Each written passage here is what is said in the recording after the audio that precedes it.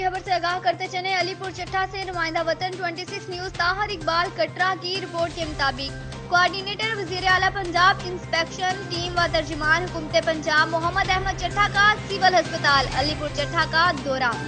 इस मौका पर अपने खिताब में उन्होंने कहा कि पाकिस्तान तहरीक इंसाफ की हुकूमत ने करप्शन को जड़ से उखाड़ फेंकने का तहैया किया है। इलेक्शन में अवाम ने PTI पर जिस एतमाद से इजहार किया उस एतमाद को ठेस नहीं पहुंचाएंगे। कम से कम मुझे भी उतनी ख्वाहिश है कि इस सिलसिले में मेरा ख्याल है कोई 5 या 6 माह हो गए हैं। मैंने उससे पहले से काफी ज्यादा एफर्ट शुरू कर दिए हैं कि यहाँ पर अलीपुर चट्टा का जो हॉस्पिटल ने कहा कि सिविल अस्पताल अलीपुर चट्टा को मॉडल अस्पताल बनाने का तहैया कर रखा है। पूरी कोशिश करेंगे कि वो 60 बिस्तरों और 2 एम्बुलेंसेज की मंजूरी करवाएं।